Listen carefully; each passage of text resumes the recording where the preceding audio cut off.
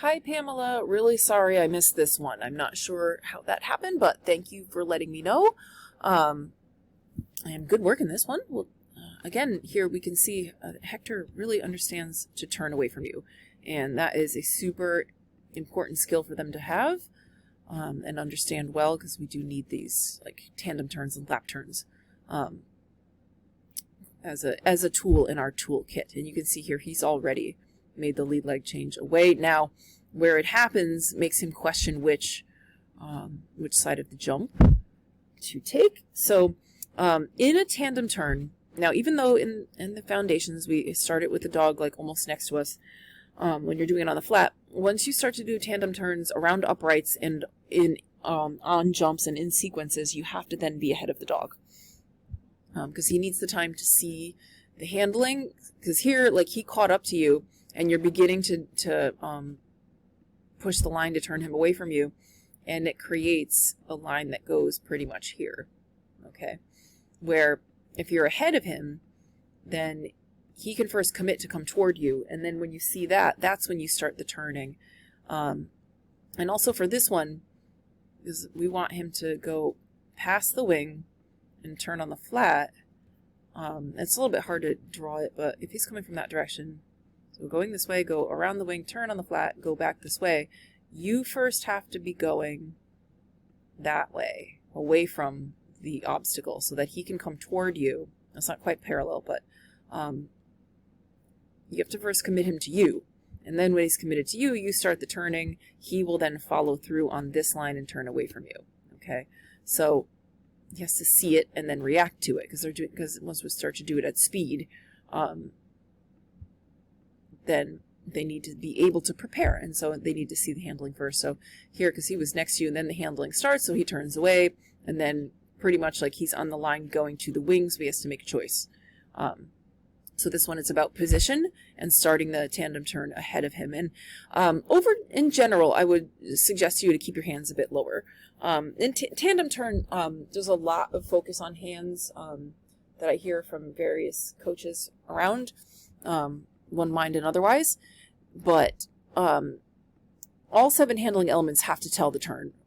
It's not just the hands. However, and you can see it here actually, that your opposite leg is starting the turn just as much as the hands are. However, if your hands are high, then your dog looks up at them, and so that delays the lead leg change. Or if they keep watching the hand, they'll just loop like this because they can't turn away from you. So keep your hands on his nose level, which means down here. Okay, so quite low, like next to your knee.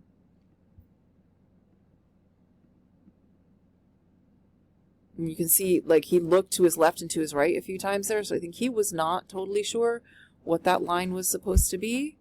All right, and the hand started low but drifted up. He wasn't totally sure. And it's a little bit on that one about position too, when you're starting the tandem turn. So you always have to think of tandem turn as having 3 parts. The first part is when you commit the dog to you. The second part is the lead leg change away. And the third part is the exit line. Okay, so if we want him to take this line, he would turn on the flat and then be facing the jump. Okay, so you have to show him with your motion, position, eyes, chest, laser, toes, yes, and hands, all saying we're going this way first. So he will plan to take that line. Because if you're going too much this way, you might force this. Okay, so first it's a little bit away so that he has room to take this line and come toward you. But you have to be ahead enough. So you would be up here by the time he's like looking at your hand, maybe perhaps. And then as you start to do that turn, he will also, with momentum, carry through and do that same turn because he is much faster, right? So when we start doing that, like the dog's coming in at speed and is going to react right away, but they can't stop on a dime and turn. So it's not going to cause them to take the wrong side. Yeah, so he could use a little bit more room to turn on the flat there too. They will with momentum carry through and make the lead leg change and then be on the correct side of the jump. Yeah, that's better. I think you can start the turning sooner. So just like in lap turn, in tandem turn, it's a turn on the flat before the obstacle. Your hands, you can see, are really causing him to look up, so keep your hands low. And we'll talk about hands in a moment.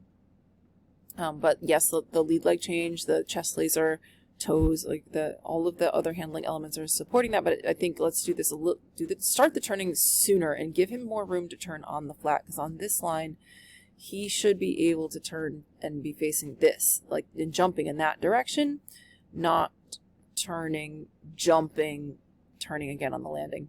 It would be that, like, so tandem turn, come out here, turn on the flat, jump that way. Okay, so change your position so that he has the room to do that on the flat, and start ahead of him. So many times you're starting next to him, and so then he catches up to you, and you have no choice but to start to show him the lead leg change, because otherwise he's going to be late, and so he just about makes up for it. So start ahead.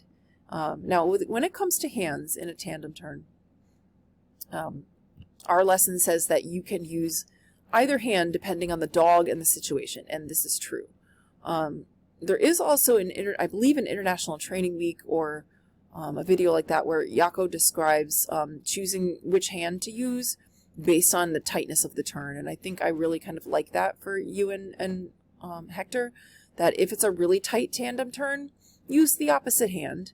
If it is a soft tandem turn, use the dog side hand.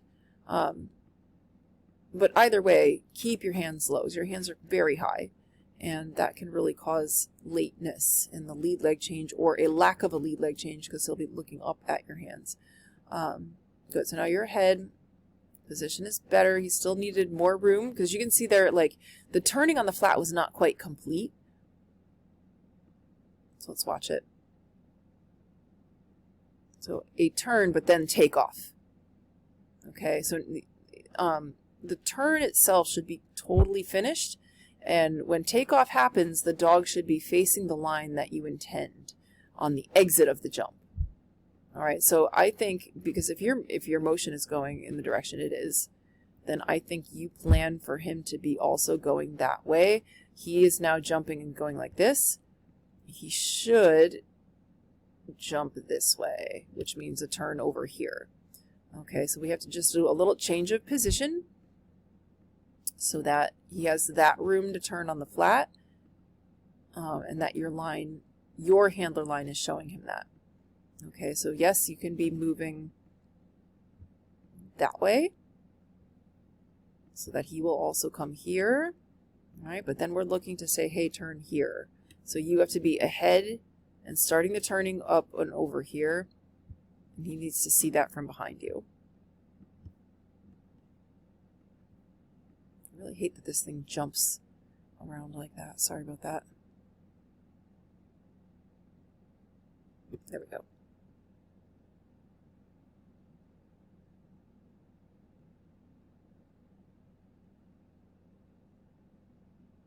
Yeah, and so he went behind you there because there is not quite enough connection and also not quite enough space for him to come in and make the tandem turn where you intend for it to be. All right, so the connection part here, if we look at where your eyes are, they're there. So from his point of view,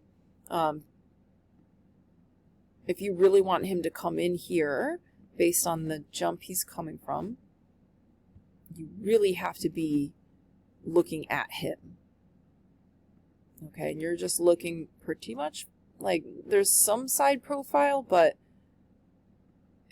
without any connection, his path is going to go back there anyway without enough connection.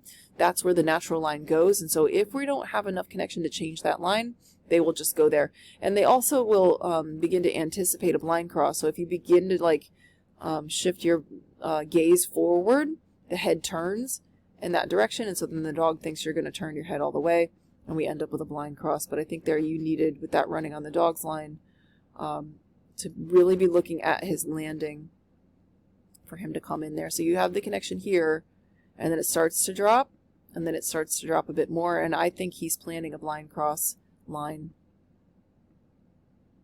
And yeah, so we need to see him there. But also, your position here doesn't allow for the turn you're planning, because you're a bit on, you are on his line. So if you would like him to take this one, that would not be the line for a tandem turn. This turn here, like with a tandem turn, we're creating like this. So come out there and take this jump. So if that's the dog's line, you have to be one step off of that and ahead so that you're more up here by the time he's landing that. And then you're going to see him commit to you, start the turning. His momentum is going to carry him through. He makes the lead leg change, and then he takes that line.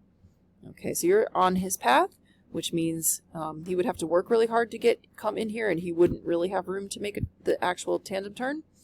But also the lack of connection causes him to go behind you.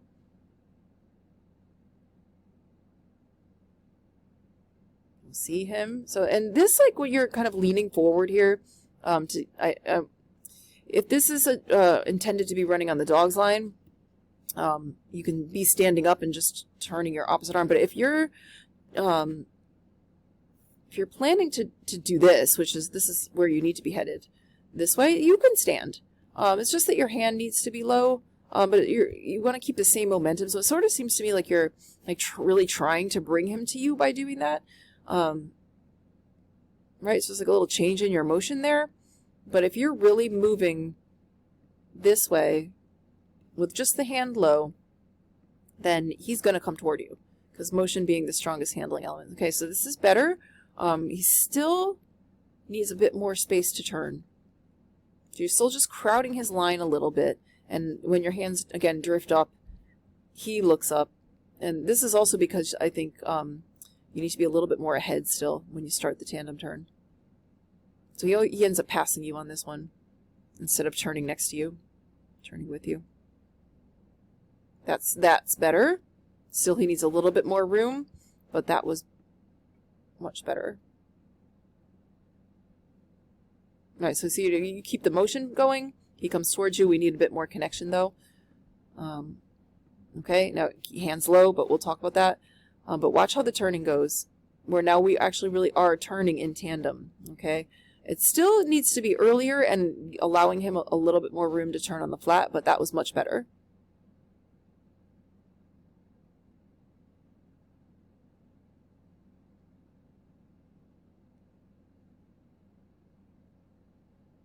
Yeah, and no lead leg change away from you there. Now the wing is blocking him a little bit and you, so I can't see everything.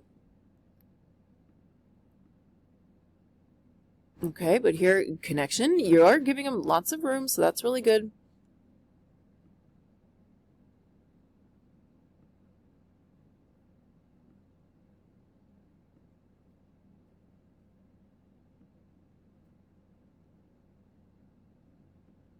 I think when you start to turn towards him, the handling elements that actually tell the lead leg change are opposite leg and arm together, or maybe it's your dog side hand. And this one, because it's tighter, I think again suggest to use opposite hand. But when you move toward him, okay, so in here, as you're starting to go this way, it was your dog side leg that started turning, and again it jumped on me. I hate that. Okay, so when you want him to lead leg change away from you, it's your opposite leg that has to move towards him there. And so you made like a kind of a stutter step and used your dog side leg to turn toward him. And so without the opposite leg moving toward him, he doesn't make the lead leg change, even without the hand participating in that.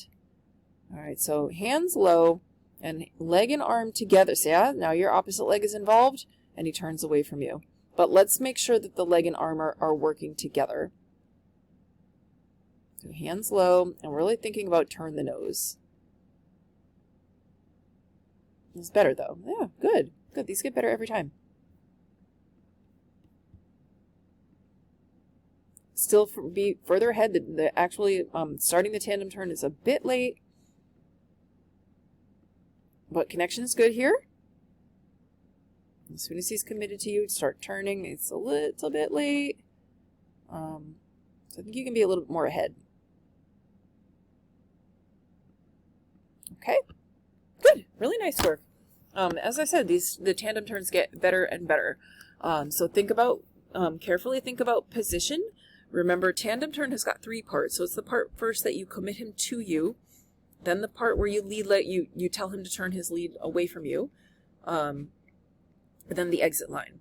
So plan the line so that the turning, the lead leg change, and the complete turn happen on the flat, so that when Hector jumps, he can basically jump, take off and land on the line, the exit line that you intend. So the path to the obstacle, following the obstacle you're doing the tandem turn on, if that makes sense.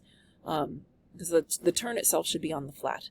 And remember to start the tandem turn ahead of him. So I think you can be a little bit more ahead in general and starting the turning sooner, okay? And for tight tandem turns, let's use the opposite arm. But remember, toes and chest laser are always pointing forwards. We're not turning the chest laser towards the dog. It's just that the opposite hand is crossing the body and it's in view low in front of the dog, okay? If it's a softer tandem turn, I think you can use your dog side hand, because opposite leg is just as important. But all 7 handling elements are working together to show the same thing. Okay, so good work. If you have questions, let me know, and I'll see you soon.